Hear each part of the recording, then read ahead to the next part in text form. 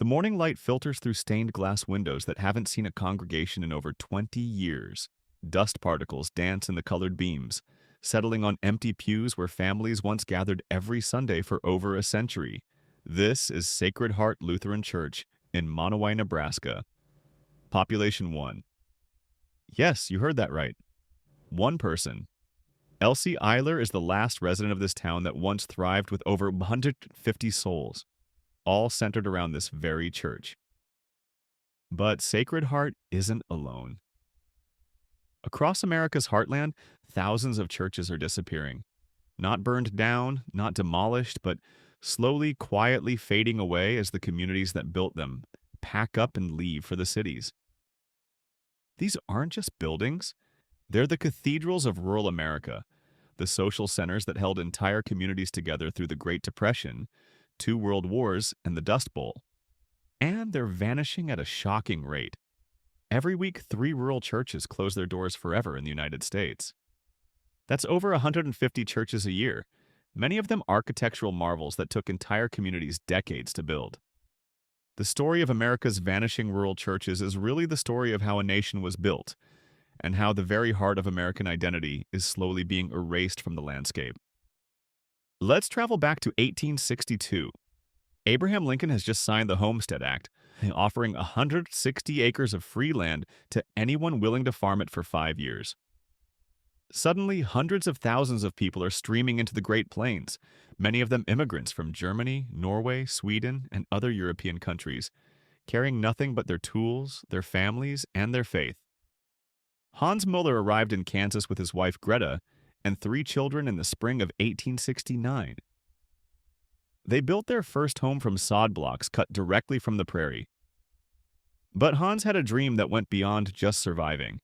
He wanted to build a proper church. Welcome to Professor Archive. I'm your host, and today we're uncovering the hidden history of the churches that built America's heartland. Before we continue, I'm curious, where are you watching this from? Are you in a bustling city, a small town, or perhaps one of these rural areas? Drop a comment and let me know what time it is and what you do for work. Within 6 months of arriving, Hans and 11 other German families had begun meeting every Sunday in makeshift homes for worship services. The nearest sawmill was 200 miles away. The railroad wouldn't reach their area for another 8 years. They had no money beyond what they needed for basic supplies, but what they lacked in resources, they made up for in determination. Hans began walking to neighboring homesteads, some as far as 30 miles away, convincing other German families to join their congregation. By 1872, they had grown to 43 families, spread across an area the size of Delaware.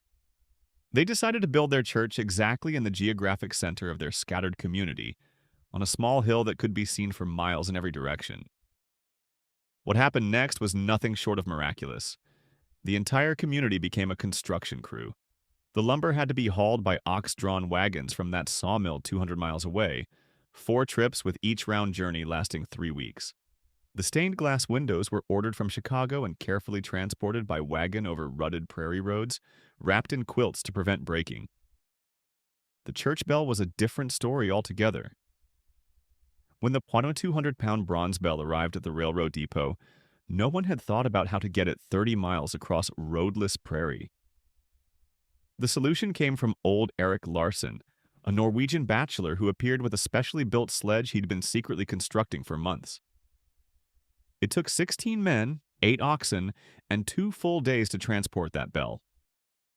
When St. Matthew's Lutheran Church was finally dedicated in October 1875, it was the largest building within 100 miles. The entire community of nearly 300 people gathered for the ceremony, witnessing what many considered impossible. These scattered farming families had built a church that would rival anything in the established cities back east. But St. Matthew's was just one of thousands of similar stories. Between 1870 and 1910, more than 15,000 churches were built in rural America, each representing a community's determination to create permanence in a landscape that often seemed hostile to human settlement. The ethnic and religious diversity was remarkable. German Lutherans dominated Kansas and Nebraska. Norwegian Lutherans built throughout the Dakotas. Czech Catholics established themselves in Texas.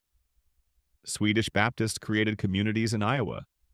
Each group brought their own architectural traditions, turning the American countryside into an outdoor museum of European ecclesiastical architecture. But these churches weren't just about Sunday worship. They became the beating heart of their communities in ways urban churches rarely could. The church basement hosted town meetings, harvest festivals, wedding receptions, and funeral dinners. The church hall served as a school during the week, with the pastor often doubling as the teacher. During epidemics, the church became a makeshift hospital. The social calendar of rural communities revolved entirely around the church. Young people met their future spouses at church dances. Business deals were negotiated after Sunday services. The church directory wasn't just a list of members, it was essentially the phone book for the entire community. During the 1930s Dust Bowl, these churches became literal lifelines for survival.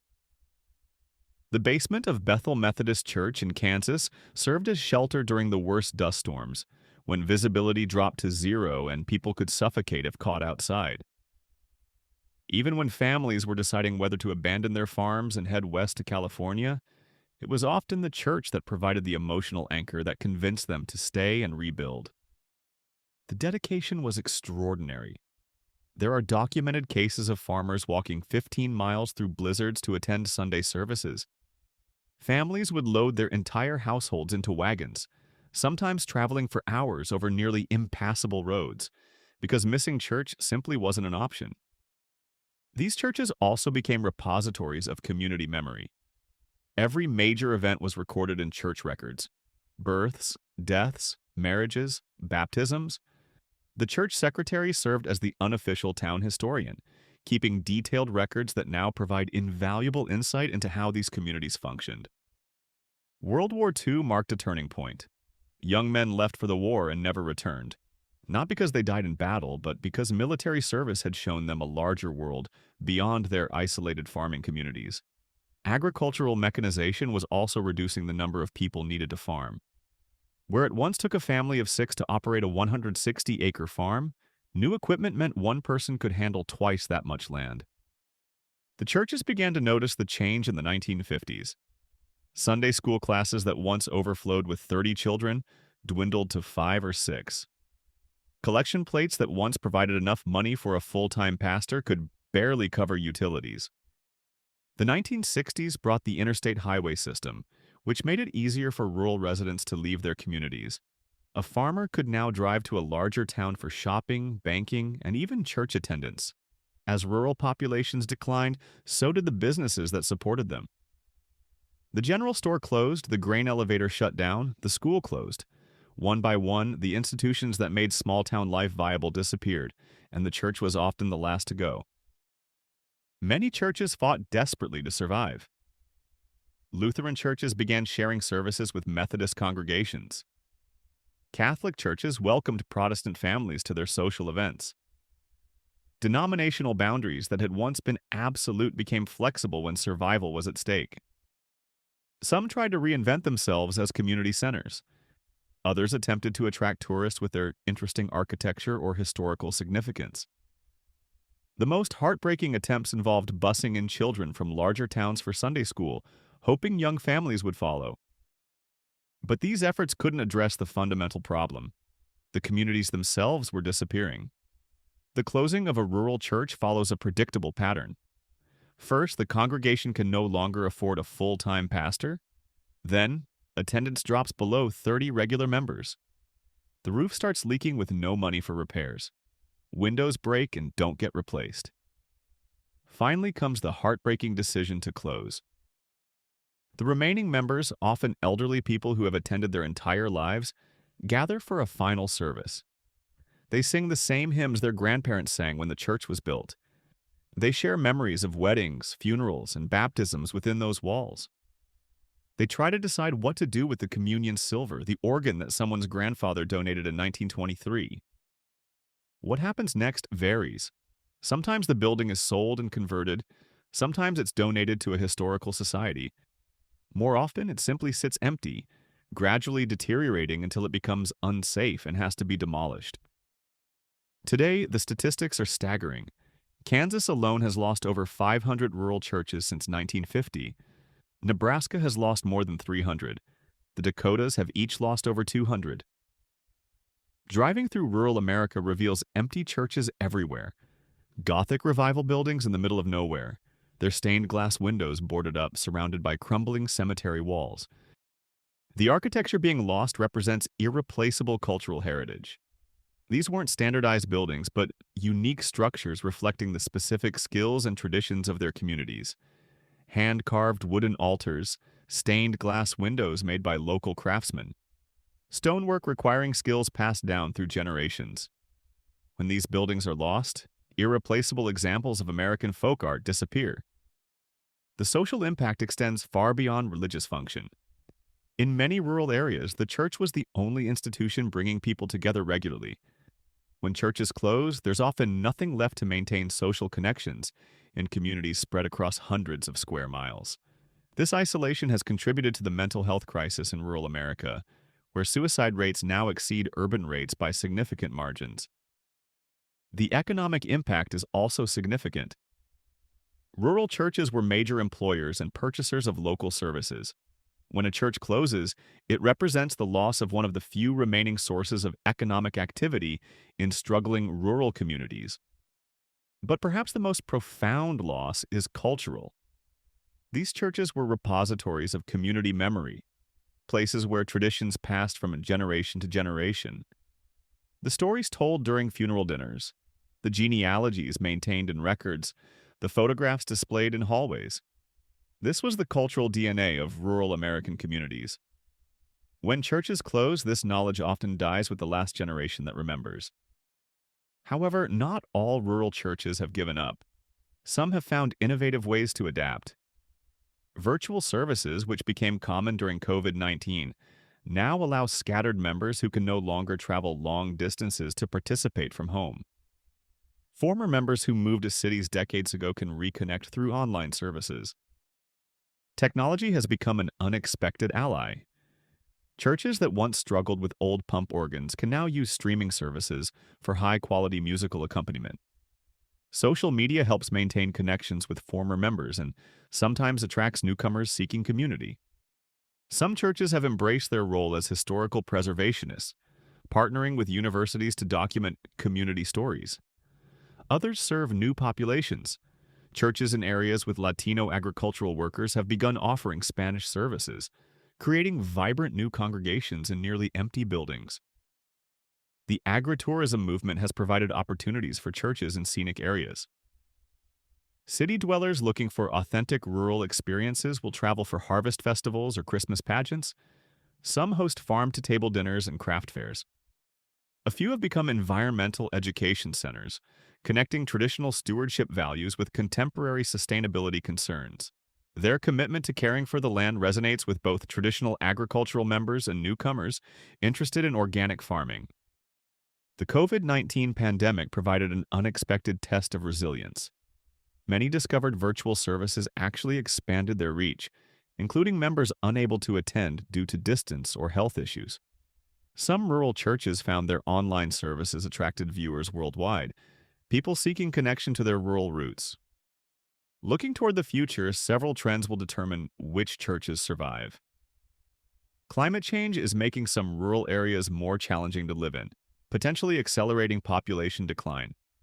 But remote work, accelerated by the pandemic, has made it possible for people to live rurally while maintaining urban careers. Agricultural technology continues reducing the workforce needed for large-scale farming, but it's also making smaller-scale sustainable farming more viable. Young farmers attracted to organic practices might represent new membership sources if churches can adapt to welcome different lifestyles and values. Immigration patterns could significantly affect rural churches. Areas attracting Latino workers have sometimes seen remarkable attendance revivals, though often in Catholic rather than Protestant churches that dominated earlier rural America. Energy development, including wind and solar farms, has brought economic activity to some rural areas. Environmental movements have created opportunities for churches to connect stewardship values with climate concerns. The craft movement has brought new appreciation for traditional skills that church members possess. As we stand in another empty sanctuary watching dust dance in colored light from windows installed by immigrants who believed they were building for eternity, we're confronted with profound questions about what we value as a society. These churches represent more than religious buildings. They embody a vision of American community based on geographical proximity, mutual dependence, and commitment to place. Their loss reflects broader transformation from locally organized society to one connected by technology and economic networks spanning continents. Whether this represents progress or loss depends on perspective. The immigrant farmers who built these churches understood impermanence. They had left behind European communities and churches that existed for centuries.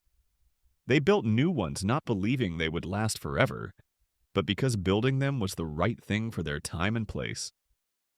The values that motivated church builders, community cooperation, mutual aid, resource stewardship, commitment to future generations, remain relevant even as institutions embodying them disappear. The question is whether contemporary society can find new ways to express these values. The story of rural America's vanishing churches is ultimately about human needs for community and meaning. The specific forms may change, whether German hymns sung by Kansas wheat farmers or contemporary worship in multi-ethnic urban congregations, but underlying needs remain constant. The farmers who built St. Matthew's Lutheran on that Kansas hilltop in 1875 couldn't have imagined their descendants' world of global communication and suburban sprawl. But they understood something permanent about human nature. People need places to gather, traditions to share, and communities supporting them through life's challenges. The architecture may crumble and congregations scatter, but human needs that built those churches remain strong. This isn't really an ending, it's a transition between one chapter of American community life and whatever comes next. Church bells may have fallen silent across much of rural America, but their echo continues wherever people gather to support each other and find meaning in shared humanity. The buildings may be gone, but the spirit that built them continues wherever people choose community over isolation. That spirit, the conviction that ordinary people working together can build something beautiful and lasting, may be the most important legacy these vanishing churches leave us. In a fragmented world, that's worth remembering and perhaps rebuilding, one community at a time. If this exploration of America's forgotten heritage resonated with you, consider showing support with a super thanks. It helps keep Professor Archive uncovering these important stories. Until next time, remember that history isn't just about the past, it's about understanding who we are and where we're going.